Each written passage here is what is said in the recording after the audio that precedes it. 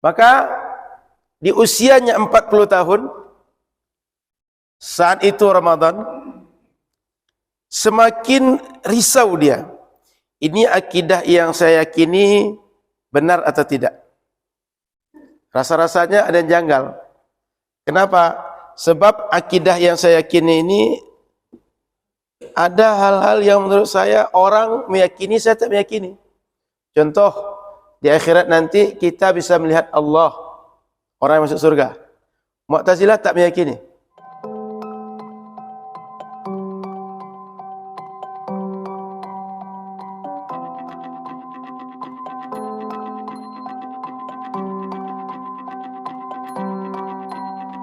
Assalamualaikum warahmatullahi wabarakatuh.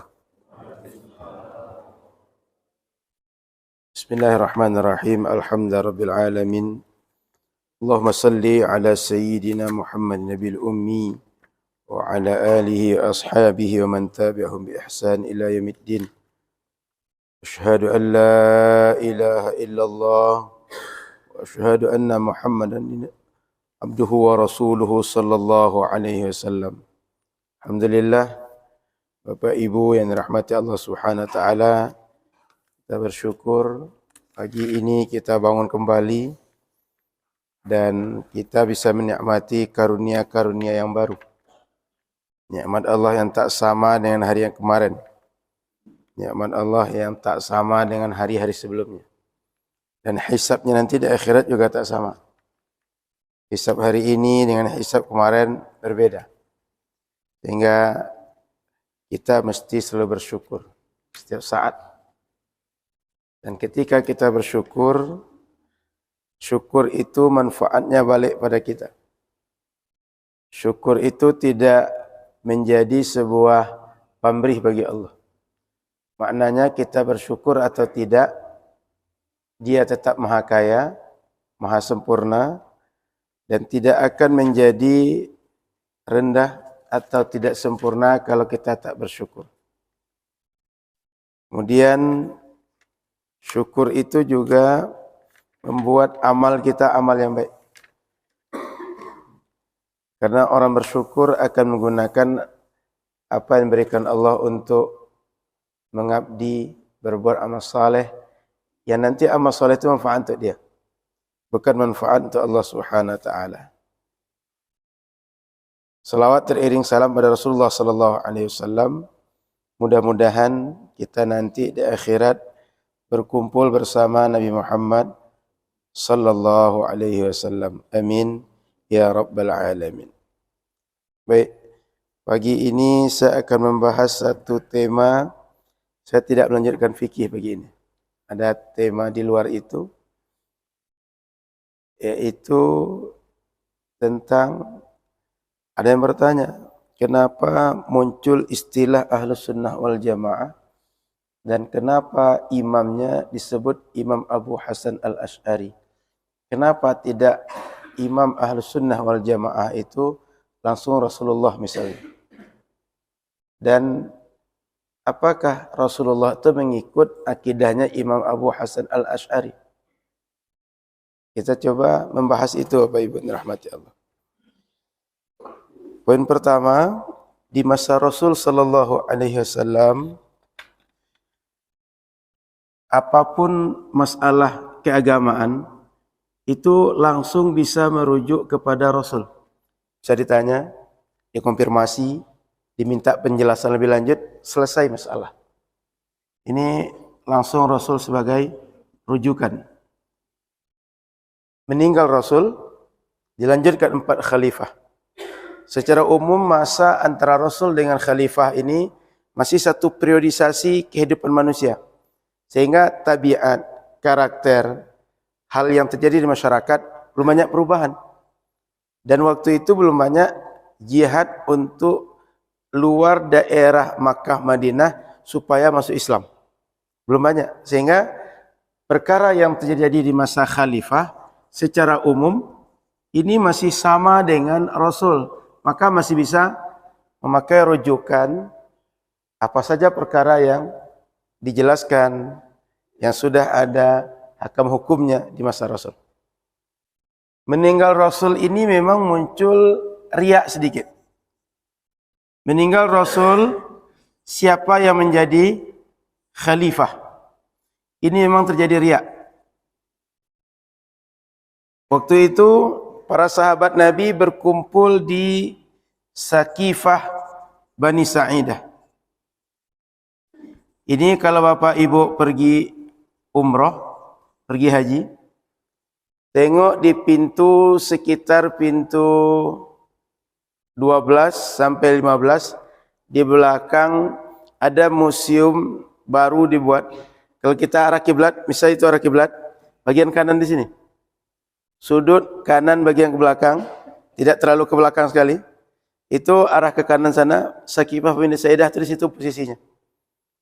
Kalau Bapak Ibu lihat ada namanya pameran di situ Asmaul Husna. Ada pameran kehidupan Rasul. Pintu 5, 6, 7 itu pameran kehidupan Rasul. Di sini sedikit pameran Asmaul Husna. Ke samping satu lagi ada bangunan belum difungsikan waktu saya ke sana. Di belakang itulah Sakifah Bani Sa'idah. Kumpul di situ. Jadi kumpul Sakifah Bani Sa'idah, terpilih jadi khalifah waktu itu Sayyiduna Abu Bakar. Nah, waktu Sayyidina Abu Bakar jadi khalifah, Sayyidina Ali bin Abi Thalib ini belum hadir, belum ikut membaiat. Sebab beliau termasuk di antara orang yang memandikan jenazah Rasul sampai menguburkan. Jadi jenazah Rasul itu dimandikan tak banyak orang mandikan. Di antaranya Ali, di antaranya Abbas, kemudian Fadl bin Abbas, tak banyak yang mandikan. Yang lain berkumpul di sini. Maka Sayyidina Ali tidak membaiat. Disitulah kemudian orang-orang Syiah mengatakan bahwa yang mestinya jadi khalifah itu bukan Abu Bakar. Khalifah itu adalah Ali bin Abi Thalib. Kenapa? Satu di antaranya, Ali ini masih ada hubungan kerabat dengan Nabi. Yang kedua, Ali ini kalau Nabi meninggal ke Madinah, dia jadi pemimpin. Dia melanjutkan atau menggantikan Rasul. Yang ketiga, ada berapa pernyataan Rasul yang menunjukkan bahwa Ali adalah wali atau Ali adalah pemimpin bagi orang yang menganggap Rasul sebagai pemimpin, dan setelah Rasul nanti tak ada, Ali lah sebagai pemimpin. Maka ada beberapa redaksi dan beberapa kejadian yang dianggap oleh Syiah pembenaran sebagai khalifah. Nah, pertikaianlah antara ini, siapa yang menjadi khalifah itu, ini yang menjadi riak-riak politik yang berkepanjangan. Sehingga di masa pemerintahan Khalifah Utsman bin Affan, itu baru mulai agak terang, agak jelas bahwa ada ketidaksepakatan, bahwa ada sahabat yang diprovokasi. Siapa yang provokasi ini? Ini Abdullah bin Sabah. Abdullah bin Sabah itu seorang aslinya Yahudi. Dia masuk Islam karena dia pemuka agama, berharap ketika masuk Islam dapat posisi, dihormati, disegani. Rupanya dia tak dapat itu. Sebab dalam Islam, inna akramakum indallahi atqakum. Yang paling dimuliakan, yang paling dekat, yang paling tinggi derajatnya, yang bertakwa. Tidak karena dia orang yang posisi tertentu. Dia tak dapat. Maka karena tak dapat, dia menghembuskan munculnya kelompok loyalis Ali ke depannya. Sebelum sampai ke sini, saya balik sini dulu. Di masa Sayyidina Utsman ini, dimunculkan riak-riak, sehingga orang Abdullah bin Sabah ini, dia bergerak ke semua wilayah yang jauh dari pusat peradaban. Ali ketika di Damaskus, membawa pemerintahan di Damaskus, itu daerah kayak kita Indonesia misalnya, itu dia datang ke Aceh, ke Sumatera, ke Lampung, ke Irian, ke Papua, Sulawesi, Kalimantan, digerakkan orang. Semua orang merapat ke pusat. Untuk apa? Demo ke pusat. Yang akhirnya Sayyidina Ali bin Abi Thalib, Sayyidina Utsman bin Affan terbunuh. Beliau subuh-subuh terbunuh. sedang baca Quran dan usianya memang sudah agak tua. Di rumahnya baca Quran. Terbunuh Sayyidina Utsman bin Affan. Ketika beliau terbunuh, maka khalifah baru lanjut kepada Sayyidina Ali bin Abi Thalib. Di masa Sayyidina Ali bin Abi Thalib, beliau memandang waktu Sayyidina Utsman jadi khalifah, riak-riak politik ini sedang hangat. Maka perlu kita padamkan. Sebab kalau tak kita padamkan, dia nanti makin besar. Kalau makin besar, stabilitas terganggu, akan buat kita tak nyaman. Sementara Sayyidina Ali memandang itu, dan keluarga Sayyidina Utsman memandang selesaikan segera darah Utsman. Siapa pelakunya, adili segera. Jadi ada dualisme waktu itu. Karena dualisme ini tahun 37 Hijriah terjadilah perang namanya Waq'atu Jamal. Perang antara Sayyidina Ali dengan Sayyidah Aisyah. Karena beliau waktu itu di atas onta, maka disebut perang itu perang Jamal. Jamal itu kamel bahasa Inggrisnya, onta. Akhirnya kalah Sayyidah Aisyah, beliau dibawa pulang. Kemudian ada beberapa orang sahabat yang ketika itu juga taubat dan tidak lagi terjadi seteru. Tapi tahun 38 hidup kembali. Seterunya antara Sayyidina Ali dengan Muawiyah. Muawiyah waktu itu bergerak dari Damaskus. Sayyidina Ali belum ke Damaskus. Sayyidina Ali masih di Madinah. Sayyidina Muawiyah ini juga sama tuntutannya, selesaikan darah Utsman segera. Ali memandang ada yang lebih penting, yaitu stabilitas. Sehingga dualisme ini menjadikan perang tahun 37, tahun 38. Perang ini terjadi di daerah yang namanya Siffin. Ini perang Jamal. Jadi Siffin. Di Siffin ini pasukan Sayyidina Ali hampir menang. Tapi kelompok Sayyidina Muawiyah ketika itu dia mengangkat mushaf dan mengisyaratkan perang ini kita selesaikan dengan kitabullah. La hukma, tidak ada hukum kecuali dengan hukum Allah Subhanahu wa taala. Maka namanya dikenal dengan istilah penyelesaian perang yang tahkim. Orang yang tak setuju dengan tahkim, dia protes, mestinya perang enggak selesai dengan begini. Dia keluar dari barisan umat Islam. Maka orang yang keluar barisan umat Islam ini, dia keluar sebanyak 12.000 orang. Kita kelurahan apa sih, Pak? Kelurahan kita? Sidomulyo Barat. Kira-kira ada sebanyak itu penduduknya? Sidomulyo Barat itu satu kelurahan? Enggak, Pak ya? 12.000 berarti banyak yang keluar nih. Banyak yang keluar, mereka pergi ke sebuah tempat, membuat sebuah semacam base lah, sebuah barak, namanya Harura. Sehingga mereka kemudian dikenal dengan Haruriyah. Dan kemudian mereka sebut juga dengan Khawarij.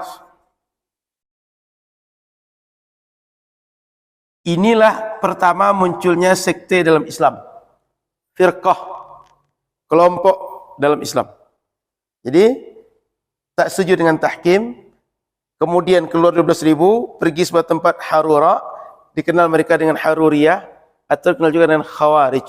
Dari mana muncul mereka ini? Ketidaksetujuan penyelesaian perang antara Sayyidina Ali dengan Muawiyah tahun 38 Hijriah. Oke, sampai di sini barulah Abdullah bin Sabah tadi semakin memperkuat posisi dia. Secara politis dia munculkan nama kelompok, setelah itu namanya Syiah. Apa Syiah ini? Yang menganggap dirinya loyalis Ali. Khawarij, orang yang kontra, keluar. Jadi, ada yang keluar dari barisan Ali, ada yang perkuat barisan Ali. Yang memperkuat namanya Syiah, yang kontra namanya Khawarij. Ini sebenarnya bukan perkuat. Umat Islam sebenarnya loyalis Sayyidina Ali. Tapi orang ini menganggap merekalah loyalis itu. Sehingga nanti kelompok ini melahirkan keyakinan. Dan keyakinan ini nanti melahirkan ada sekte-sekte di dalamnya. Jadi Syiah ini nanti pecah menjadi 22. Di dalamnya 22. Sama kayak di Minang tu ada Bodi Caniago, Koto Piliang. Bodi Caniago berapa suku dalamnya? Piliang berapa? Munculkan itu nanti. Lalu Bapak Ibu dirahmati Allah Subhanahu wa taala, setelah muncul adanya Syiah, ada Khawarij, ada umat Islam secara keseluruhan. Sehingga muncul 3 kelompok umat di masa itu. Maka berlanjutlah masa, sehingga muncul setelah itu ada Qadariyah, ada Jabariyah. Kelompok Qadariyah dan Jabariyah ini muncul karena isu politik juga. Kata sebagian, kita tak usahlah ribut lagi masalah politik ini, siapa yang jadi khalifah sebenarnya. Kalau sudah gitu kata Allah, ya sudah. Sama kayak kita kemarin COVID, kalau mati juga, pakai masker tidak akan mati juga katanya. Muncullah ada Jabariyah. Kata sebagian, enggak, mesti kita ikhtiarkan. Khalifah itu muncul dari perbuatan kita. Maka muncullah Qadariyah. Lalu setelah itu ada kelompok yang lebih agak fatal sedikit. Tak terlalu pentinglah khalifah tu. Asal kita Islam, dah lah. Sehingga nanti munculkan kelompok ini, mau solat atau tidak, penting kita beriman. Asal beriman, masuk surga. Maka muncul Murji'ah. Ada Khawarij, ada Syiah, ada Qadariyah, ada Jabariyah, ada Murji'ah. Lalu berjalan masa, ada Hasyawiyah, ada Karramiyah, ada Mu'tazilah. Mu'tazilah ini sempat berkuasa lebih kurang 2 abad. Mu'tazilah ini, dia kalau kita sebut sekarang, orang yang berfikir memahami agama secara liberal.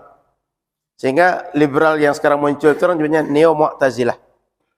Kenapa? Nalar ini menjadi patokan dalam menerjemahkan agama. Benar dan tidaknya dalam memahami teks itu di sini. Nalar. Orang liberal kan begitu.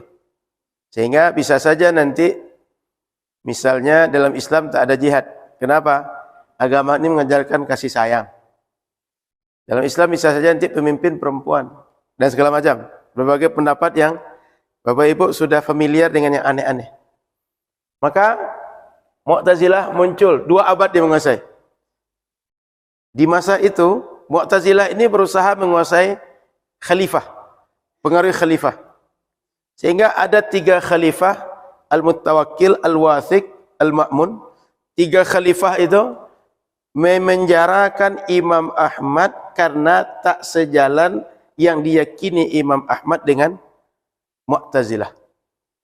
Waktu itu masalah tentang Al-Quran itu makhluk atau bukan. Imam Ahmad mengatakan bukan makhluk. Mu'tazilah mengatakan makhluk. Lalu Imam Ahmad dipenjara, Mu'tazilah besar. Maka di masa Mu'tazilah inilah lahir seorang imam yang hari ini kita sebut Imam Ahlus Sunnah wal Jamaah, Imam Abu Hasan Al-Asy'ari. Yang beliau ini kalau kita lanjutkan nasab ke atas, ini buyutnya ke atas sahabat Abu Musa Al-Asy'ari. Nah, Imam Abu Hasan ini lahir 260, meninggal menurut rata-rata para ahli sejarah 324 Hijriah. Sebagian menyebut ada tahun yang berbeda dari ini, tapi ini yang paling mayoritas menyebut. Beliau ayahnya seorang Sunni, sehingga dari kecil pendidikannya Sunni. Tapi ketika usianya 10 tahun, kurang dari 10 tahun ayahnya meninggal. Tapi ayahnya pesan, kalau nanti saya sudah meninggal ke kawan dan keluarga ayahnya tadi, ini tolong dibesarkan dengan pendidikan Sunni. Sebab di zaman itu Mu'tazilah yang menguasai. Para ulama Sunni itu tak terlalu banyak berani bersuara. Kenapa? Dikungkung oleh penguasa yang dikuasai oleh Mu'tazilah. Sehingga kalau ada yang berbeda dengan Mu'tazilah waktu itu seperti Imam Ahmad, penjara tantangannya. Maka tak banyak yang berani menampakkan kita Sunni. Sehingga dipesankan ayahnya, pendidikannya Sunni. Maka ketika beliau ayahnya meninggal, dilanjutkan oleh sahabatnya, tapi usia dia 10 tahun, ibunya menikah. Ibunya kan janda tuh. Ayahnya meninggal kan? Menikah. Menikah ayahnya dengan siapa? Ayahnya menikah dengan seorang yang bernama Ali Al-Jubai. Ali Al-Jubai inilah yang menjadi pentolan Mu'tazilah. Sehingga beliau sampai usia 40 tahun itu hidup dengan Ali Al-Jubai ini. 30 tahun dalam pendidikan Mu'tazilah. Cuma dasarnya ini Sunni. Maka sebelum dia masuk Mu'tazilah itu sudah hafal Quran, sudah hafal hadis yang menjadi rujukan dari Kutubus Sittah dan seterusnya. Di sini baru masuk Mu'tazilah. Karena beliau dibesarkan oleh ulama besar di zaman itu dan masuk sekte Mu'tazilah, dia sangat menguasai tentang Mu'tazilah. Kalau ada seminar internasional, seminar nasional, dia utusan. Karena beliau ini bicara hebat, menulis juga hebat. Artinya dia punya kemampuan menulis tajam, bicara juga seorang orator. Khutbah beliau yang hebat, berdebat beliau yang hebat, kemudian menulis dia yang hebat. Sehingga sering ayahnya ini mewakilkan kepada Abu Hasan Al-Asy'ari. Sehingga menguasai betul dia tentang Mu'tazilah itu. Maka di usianya 40 tahun, saat itu Ramadan, semakin risau dia. Ini akidah yang saya yakini benar atau tidak? Rasa-rasanya ada yang janggal. Kenapa? Sebab akidah yang saya yakini ini ada hal-hal yang menurut saya orang meyakini, saya tak meyakini. Contoh, di akhirat nanti kita bisa melihat Allah, orang yang masuk surga. Mu'tazilah tak meyakini. Kenapa? Bagi Mu'tazilah, kalau kita lihat Allah, berarti Allah punya ukuran volume fisik. Allah berada pada satu tempat tertentu. Sementara Ahlu Sunnah mengatakan bahwa Allah Subhanahu wa taala tak berada di satu tempat manapun. Dia tak punya ukuran fisik apapun. Mu'tazilah sepakat dengan Ahlu Sunnah begitu. Maka bagi dia, kalau seandainya Allah bisa dilihat, berarti dia punya ukuran tertentu dan berada di satu tempat tertentu. Berarti kita akan tajsim nanti. Maka dia tak terima. Sehingga ayat Al-Quran, wujuhu yawma idin nadhirah ila rabbiha nadhirah. Di akhirat nanti orang beriman, dia akan muncul dengan wajah berseri-seri. Dia akan melihat kepada Tuhannya.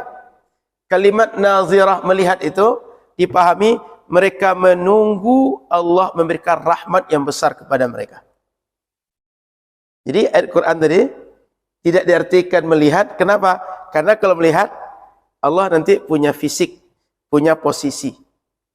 Itulah sebabnya Mu'tazilah itu dia kuat di segi penalaran, meskipun nanti nas bisa dialihkan pemahaman mengikut keinginan nalar. Disitulah kemudian Mu'tazilah hari ini disebut dengan liberal, dan dia liberal sekarang disebut dengan neo-Mu'tazilah. Paham sedikit ya? Agak nyambung ya? Lalu ketika ada kejadian, ada orang sudah tua meninggal taat. Ada lagi orang meninggal tua tapi maksiat. Kemudian ada anak-anak belum baligh. Ditanya, mereka ini meninggal nanti setelah itu kemana? Masuk surga atau neraka? Kata Ali Al-Jubai, orang yang tuanya meninggal taat masuk surga. Yang tuanya meninggal maksiat masuk neraka. Yang anak kecil tadi, dia tak masuk surga, tak masuk neraka. Disitulah muncul keyakinan Mu'tazilah yang berbeda dengan Ahlus Sunnah.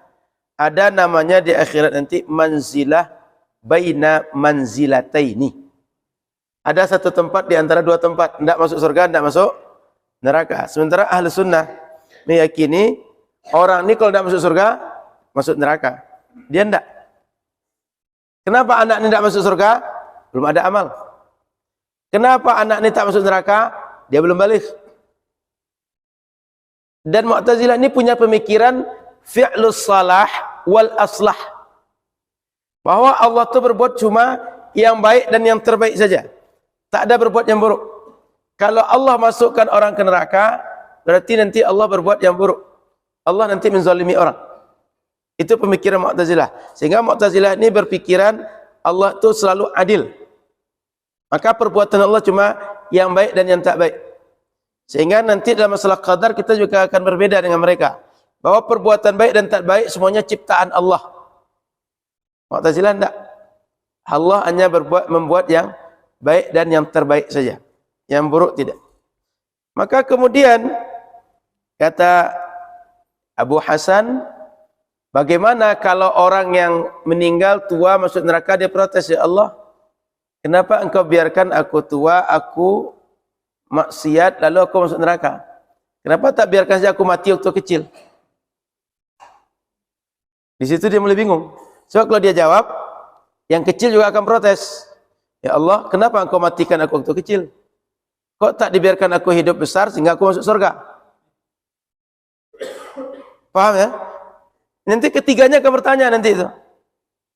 Sehingga tak putus di situ. Semakin buat dia ragu. Ini akidah ini benar atau tidak? Karena sudah mulai iskal begitu. Di bulan Ramadan, satu Ramadan tu beliau di usia 40 tadi, 3 kali mimpi Rasulullah. Yang biasanya di malam 27 Ramadan, orang-orang waktu itu berkumpul di Masjid Umawi. Dan mereka menghidupkan malam Ramadan itu sampai subuh dengan Quran, dengan zikir yang dipimpin oleh ulama. Tapi di malam itu beliau tidur. Tak ini beliau, tak kuat beliau menahan kantuk, tertidur. Tidur itulah mendatangkan mimpi berjumpa dengan Rasulullah sallallahu alaihi wasallam. Dan ketika mimpi itu Rasulullah katakan, tolong oleh engkau sunnahku. Dia heran, kok tolong sunnah? Berarti selama ini belum lagi menolong sunnah Rasul.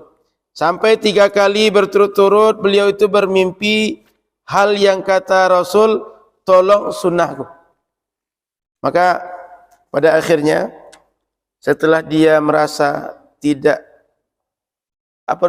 puas dengan keyakinan itu, lalu datang mimpi Rasul 3 kali, dia tinggalkan Basrah, berat kita, tinggalkan Mekanbaru, pergi ke Palas, pergi ke pinggir yang orang tak banyak di situ.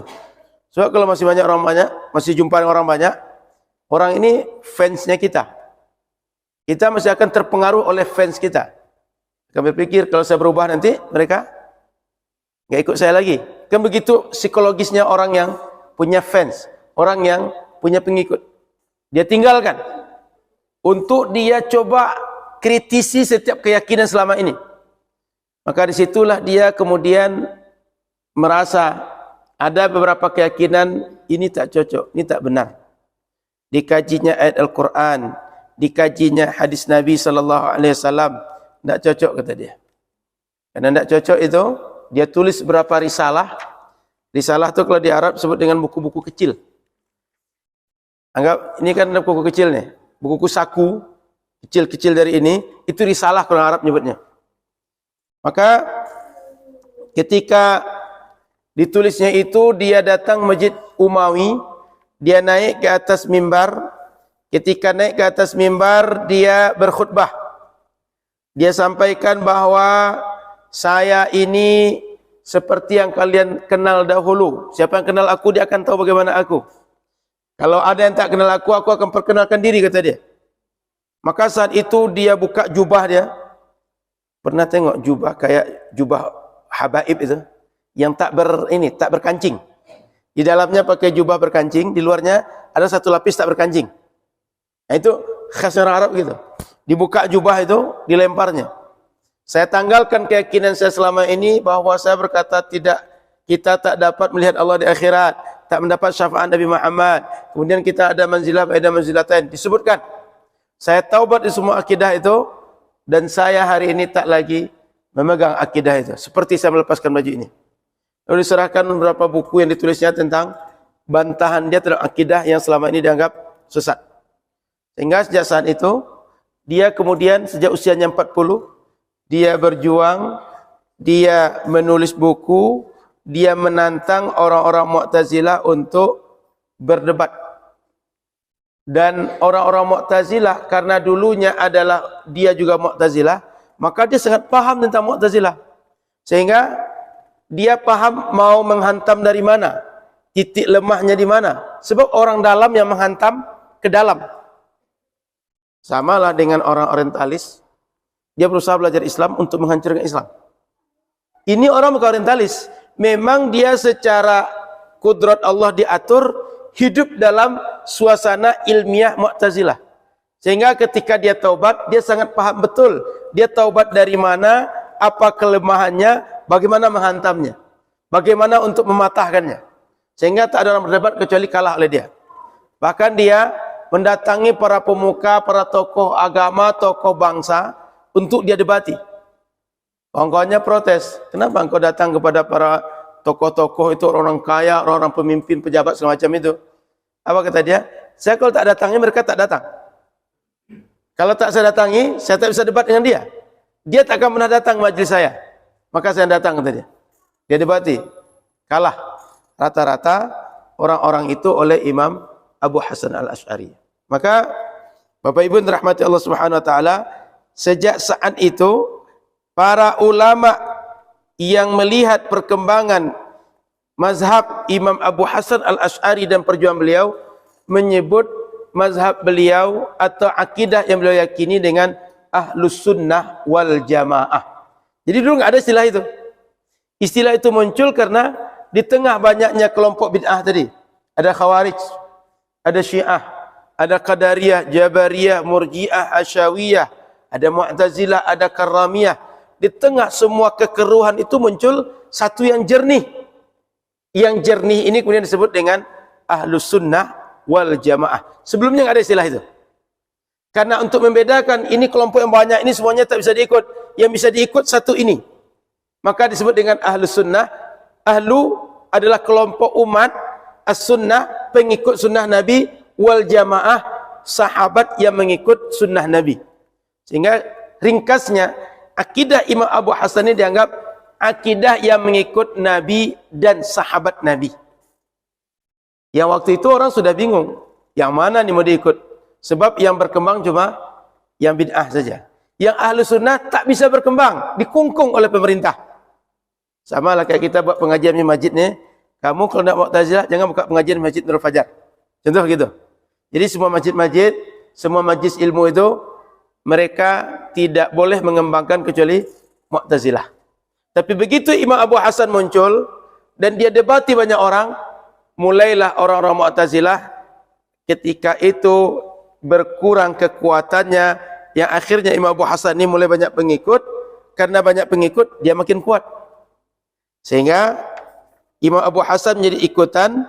Maka kemudian saya ringkas, para ulama setelah beliau memberikan beberapa penilaian. Di antaranya seperti ulama mazhab Maliki, Imam Abu Bakar As-Sayrafi. Maaf, ini Hanafi. Apa kata beliau? Kanatil Mu'tazilah qad rafa'u ru'usahum hatta nash'al Ash'ari fahajjazahum fi aqma'is samasim. Dulu orang Mu'tazilah itu hebat, berkuasa, sehingga semua yang lain tenggelam oleh Mu'tazilah. Tapi begitu muncul Abu Hasan al-Ash'ari, dia bantah Mu'tazilah, dia patahkan Mu'tazilah, sehingga Mu'tazilah itu jatuh sejatuh-jatuhnya oleh Abu Hasan al-Ash'ari. Jadi Bapak Ibu, khilafah Islam ini dari dulu itu terjadi naik turun. Ada yang Ahlus Sunnah menguasai, ada Mu'tazilah, ada Syiah, kemudian ada Ahlus Sunnah, dan dia berganti-ganti terus. Sehingga siapa yang menguasai penguasa, begitulah cara agama. Begitu juga cara ibadah di Makkah yang menjadi tempat kita haji dan rujukan kalau seandainya orang-orang pergi mencari agama. Sehingga kalau Mu'tazilah yang menguasai corak ibadah di Masjidil Haram, cara Mu'tazilah. Kalau nanti Syiah menguasai, maka cara Syiah. Kalau sekarang menguasai bukan Ahlus Sunnah, maka bukan cara Ahlus Sunnah yang berkembang. Sehingga Makkah Madinah, dia menjadi rujukan bukan karena dia kota Makkah, bukan kota Madinah, tapi ketika dia mengamalkan sunnahnya. Maka ketika dia dipimpin Mu'tazilah, dia tak menjadi rujukan umat Islam keseluruhan. Kenapa? Dia melakukan akidah-akidah bid'ah yang terlarang dalam agama. Maka balik lagi, kata Qadhi Iyad, seorang ulama Malikiyah, wa sannafa li ahli sunnati tasanif. Imam Abu Hasan begitu dia taubat, dia menulis banyak buku, banyak karya untuk memperkuat ahli sunnah. Kemudian wa aqamal hujaja ala itsbati sunnah. Beliau mengemukakan berbagai argumen untuk menguatkan sunnah, untuk membantah keyakinan-keyakinan ahli bid'ah tadi. Semua kelompok yang disebut tadi itu dilawan oleh beliau, ditantang oleh beliau. Wa ma nafahu ahlul bid'ah min sifatillah ta'ala wa ru'yatihi, dan dia membantah semua keyakinan-keyakinan yang dinafikan oleh kelompok bid'ah. Contoh, bahwa Allah Subhanahu wa taala tak bisa nanti dilihat di akhirat. Contoh, wa qidamu kalamih. Al-Quran itu kata Mu'tazilah hadis. Dia itu bukan qadim. Artinya dia adalah muncul belakangan. Dia makhluk, sehingga dia dengan suara dan huruf. Ahlu sunnah mengatakan dia tidak dengan suara dan huruf. Jadi ini sedikit perbedaan Bapak Ibu. Ahlu sunnah mengatakan Al-Quran itu tidak dengan suara dan huruf. Bingunglah Mu'tazilah, gimana mungkin, apa ceritanya Nabi dapat firman tapi tak ada suara dan huruf sampai ke Nabi? Apa kata ulama ahlu sunnah? Kalam manusia ini terbagi dua. Ada yang lafzi, ada nafsi. Apa lafzi itu? Macam saya bercakap ni, kata-kata saya ini terdengar apa yang saya sebutkan. Kalau dituliskan ada hurufnya. Yang kedua, saya dalam diri saya bercakap. Saya nanti kalau selesai pengajian Nur Fajar ni akan singgah di Bika. Anggap di pinggir jalan ada jual Bika. Tahu Bika?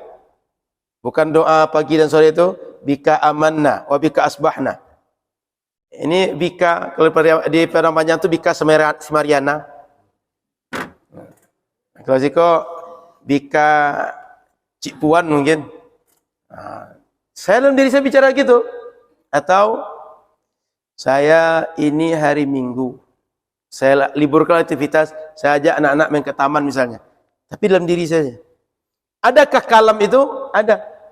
Tapi punya suarakah dia? Tidak. Punya hurufkah dia? Tidak. Dan dalam Al-Quran sebenarnya banyak juga seperti itu. Artinya bahwa dalam Al-Quran itu Al-Quran menceritakan bahwa ada orang yang dia mengungkapkan, dia menceritakan kejadian begini begitu seterusnya segala macam. Maka muncullah konsep ada kalamun lafzi, ada kalamun nafsi. Kenapa muncul itu? Untuk membantah Mu'tazilah bahwa firman Allah ini adalah qadim. Dia sifat Allah, Allah bersifat kalam. Dia berfirman. Tapi kalam yang dibaca oleh kita itu memang hadis. Artinya memang ciptaan Allah sehingga muncul suara, muncul bunyi. Tapi kalam dari Allah itu enggak ciptaan Allah seperti yang kita baca ini. Ini kan ada suaranya nih. Baca Allahus Samad. Itu kan muncul suara. Suara ini ciptaan Allah sehingga dia terdengar oleh orang lain. Sehingga kita bisa membunyikan. Tapi kalam Allah itu sifat dia, bukan ciptaan dia. Kan beda antara sifat dia dengan ciptaan dia. Mu'tazilah menyebut ciptaan dia. Ahlus Sunnah menyebut kalam itu sifat Allah. Paham perbedaannya ya? Saya dalamkan betul nanti takut rumit. Minimal itulah. Jadi di situ terjadi perbedaan antara Mu'tazilah dengan Ahlus Sunnah. Imam Abu Hasan membantah keyakinan Mu'tazilah begitu. Nah, hari ini kawan-kawan kita Salafi, mereka meyakini Al-Quran sama dengan Mu'tazilah tadi. Tapi bedanya Mu'tazilah meyakini Quran itu hadis, Salafi meyakini Quran itu qadim. Jadi sama dari sisi Al-Quran sebagai suara dan huruf, tapi sifatnya qadim atau hadis beda di situ. Itu Bapak Ibu perlu tahu. Sudah itu Bapak Ibu rahmati Allah, apa kata Imam Qadhi Iyad? Ta'allaqa bi kutubi ahli sunnah. Sehingga ketika Imam Abu Hasan menulis kitab-kitab tadi, para ulama ahlu sunnah berpegang dengan kitab beliau. Wa akhadhu anhu, keyakinan itu yang diyakini oleh ulama ahlu sunnah yang lain. Wa darasu alaihi, dan mempelajari kitab-kitab dia, belajar ke beliau dan belajar kitab-kitab beliau. Wa tafaqahu fi tariqih, dan mereka menguasai bagaimana manhaj Imam Abu Hasan ini dalam menegakkan akidah. Wa kathura talabatuhu wa atba'uh, sehingga semakin banyak orang yang belajar pada Imam Abu Hasan dan makin banyak orang-orang yang mengikut beliau. Lita'lam tilka turuq fi dzabbi 'anis sunnah, sehingga orang tahu bagaimana cara membantah, menegakkan sunnah dan membantah kelompok-kelompok yang bid'ah tadi, termasuk Mu'tazilah yang kuat tadi. Sehingga wa bastal hujaja wal adillata fi nasril millah, sehingga bagaimana caranya membangun argumen untuk menolong agama dan membantah Mu'tazilah tadi dan kelompok bid'ah yang lain. Fasammau bismihi, sehingga kemudian dikenallah metode tadi dengan metode Asy'ari. Pengikutnya disebut dengan Asy'ariyah atau Asy'ariyah.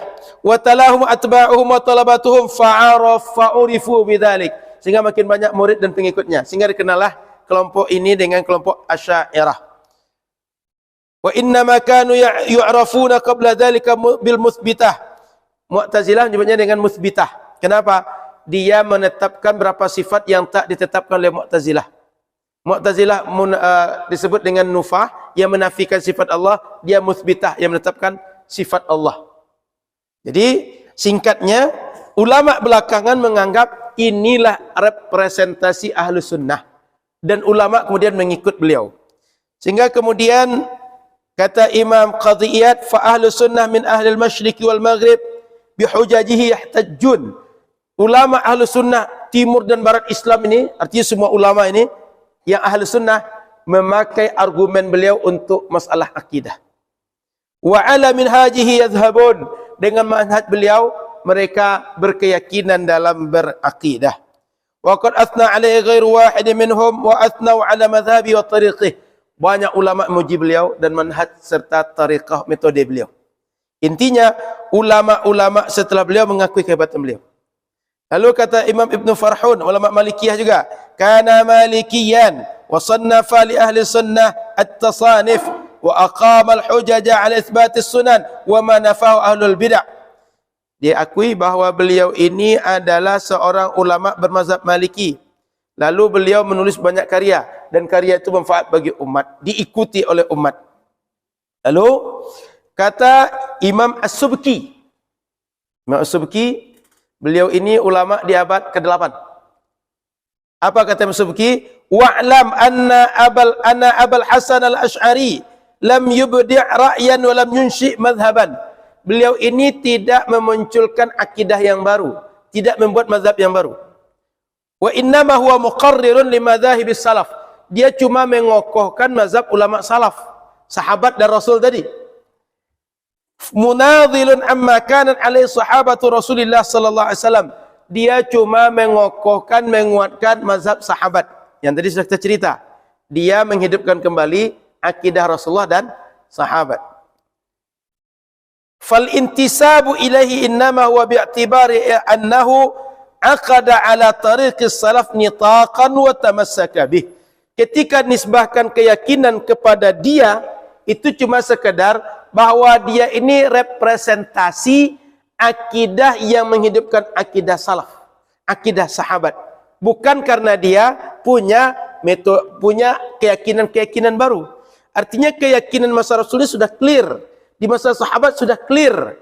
Tapi berjalan masa, muncul beberapa kelompok bid'ah, keyakinan ini menjadi pudar, menjadi campur baur. Beliau memurnikan kembali, sehingga ketika beliau murnikan, nisbahkan kepada beliau yang sebenarnya menghidupkan yang sudah menjadi keyakinan murni dalam Islam. Paham? Maka disebut beliau dengan Asy'ariyah, kemudian dikenal dengan Ahlus Sunnah wal Jamaah. Kemudian beliau menjadi Imam Ahlus Sunnah wal Jamaah.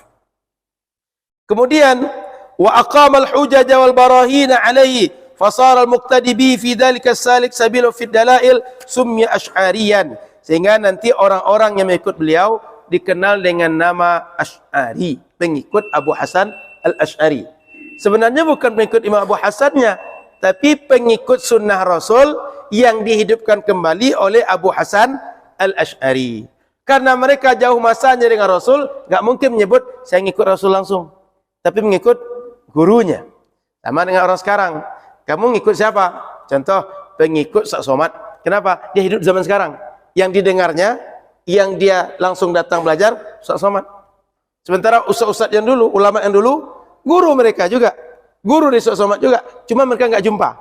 Nisbahkan kepada siapa? Orang yang mereka kenal, yang mereka jumpa, yang mereka tahu di zaman mereka. Maka disebut dengan Asy'ari. Kemudian, Bapak Ibu yang dirahmati Allah Subhanahu wa taala, lalu kata Imam Ibn Subki, wa haula'il Hanafiyah wa Syafi'iyah wal Malikiyah wa fudala'il Hanabilah fil aqaid yadu wahidah kulluhum ala ra'yi ahli sunnah wal jamaah yadinuna Allah ta'ala bi tariqi Syekh Sunnah Abil Hasan wal Al-Asy'ari. Thumma yaqulu ba'da dhalika wa bil jumlah aqidatul Asy'ari hiya ma tadammanathu aqidatu Abi Ja'far At-Tahawi allati talaqaha ulama'ul madhahib bil qabul wa radawha aqidah. Kata beliau, ulama bermazhab Hanafi, bermazhab Maliki, bermazhab Syafi'i dan orang mazhab Hambali yang lurus semuanya kemudian mengikut Imam Abu Hasan Al-Asy'ari. Kemudian kata beliau, mereka beragama dengan cara akidah Imam Abu Hasan Al-Asy'ari. Kemudian kata beliau, sehingga semua orang tadi bermazhab Imam Abu Hasan, perlu diketahui mazhab Imam Abu Hasan ini sama dengan akidah Imam Abu Ja'far At-Tahawi yang meninggal tahun yang usianya berdekatan dengan beliau. Saya lupa tahun meninggal beliau. Beliau waktu itu hidup di Mesir. Imam Abu Hasan di Basrah. Imam Abu Mansur di Samarkand. 3 daerah berbeda. Tapi ketika karya beliau muncul, dikaji oleh ulama, sama keyakinannya. Cuma karena beda daerah, dia nggak saling tahu. Sama dengan kita dahulu, ada ulama di Banjar, ada ulama Palembang, ada ulama di Minang, ada ulama di Aceh, di Melayu. Mereka semuanya berjuang masing-masing, membuat kitab masing-masing. Ketika dirujuk, ternyata isinya sama. Cuma karena nggak saling kenal, sebab daerah jauh, mereka tidak disebut orang satu manhaj. Tapi setelah berkembang masa, oh rupanya mereka meskipun berbeda-beda, mereka sama. Ini menunjukkan bahwa akidah Rasulullah itu ketika diperjuangkan dimanapun, dia akan tetap begitu saja. Siapapun yang menghidupkannya. Hidupkan sekarang, hidupkan dulu, hidupkan di Eropa, di Asia, di mana saja, dia akan sama. Kenapa? Sumbernya jelas kepada Rasul. Lalu,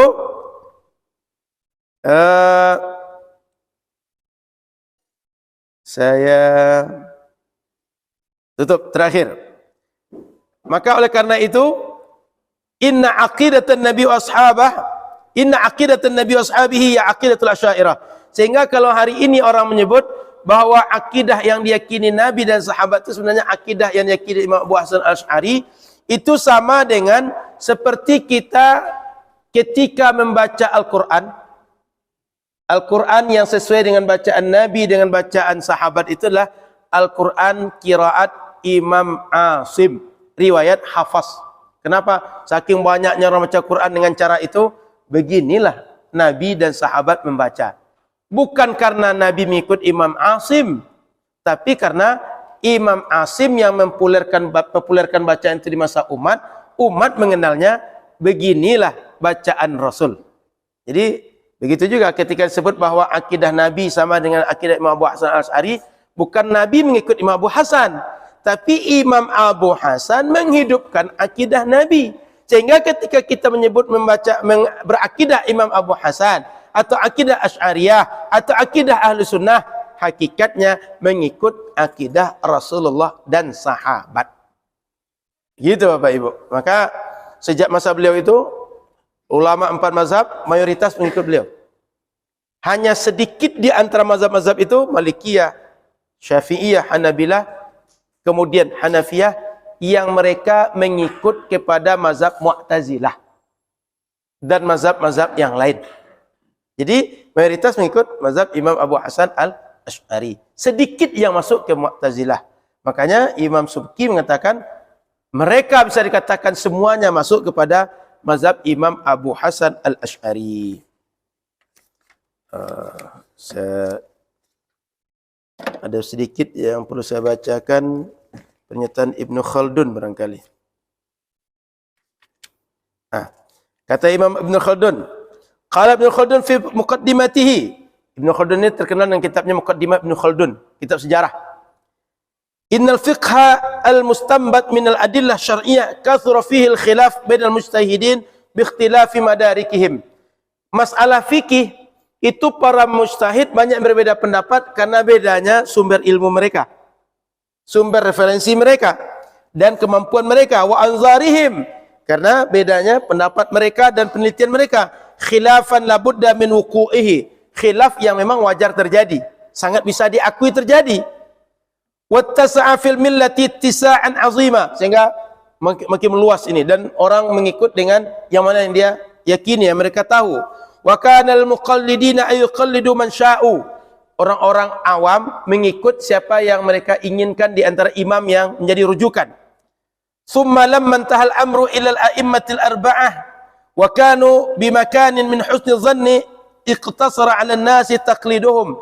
Ketika muncul imam empat mazhab, kata beliau, orang-orang cuma membatasi mengikut empat mazhab ini karena husnuzan orang yang empat ini. Sehingga mazhab-mazhab yang lain yang banyak tadi, semasa dengan empat mazhab ini ada 13 mazhab sebenarnya, tapi yang 9 hilang, tak diikuti orang, yang 4 diikuti sampailah sekarang. Wa uqimat hadhil madahibul arba'ah usulan lil millah, sehingga yang 4 mazhab inilah rujukan dalam beramal syariah atau amaliyah dalam agama. Wa ma'lumun anna lihaula'il a'immah al-arba'ah hazzan awfar fil umur al-i'tiqadiyah wal ahadits an-nabawiyyah wal a'mal al-qalbiyah kama huwa zahirun liman ta'ammala siyaruhum, wa innama kana a'zamu ishtighalihim bi ilmi al-fiqh li'annahu kana huwa al-ahammu fi zamanihim. Jadi para ulama ini kita perlu paham, mereka juga ada akidah dalam diri mereka, juga ada tazkiyah atau tasawuf dalam diri mereka. Tetapi perlu diingat, mereka di zaman mereka sibuk dengan pembahasan fikih karena itu yang menjadi kebutuhan umat mendesak di zaman mereka. Sehingga mereka ini tidak berbeda dengan Imam Abu Hasan al-Asy'ari, cuma beda fokus kajian. Kenapa? Beda kebutuhan umat di zaman itu. Dan mereka ini di dalam akidah, kemudian kata Imam Ibnu Khaldun lagi, wa ammal bid'ah wal ahwa'u fil umur al-i'tiqadiyah wal iddiwa' al-qalbiyah wa in wujidat fi zamanihim lakin lam yantashir fil awtar syararuha wa lam yu'zam fil khalqi syarruha. Kata beliau, masalah akidah, masalah tasawuf, meskipun waktu itu juga masalah yang menjadi PR umat, tapi tidak sebesar masalah fikih waktu itu kebutuhan umat. Sehingga 4 mazhab ini fokus di fikih, tidak fokus di akidah dan akhlak atau tasawuf. Lalu kata beliau, wa ba'daha ulail a'immah al-arba'ah izdadat al-bid'ah wal ahwa quwwatan wa intisharan. Begitu habis imam yang 4 tadi, bid'ah makin merajalela. Keyakinan-keyakinan dalam tasawuf banyak yang masalah. Maka kata beliau, wa tatayarat fi aqtaril ardi syirara. Semakin banyak mudaratnya di berbagai daerah Islam. Fahina izin qaman a'immatud din min ahli al-madhahib al-arba'ah lidhubbi wan nidali amma kanu ali min al-aqaid allati 'alaiha salafus salih.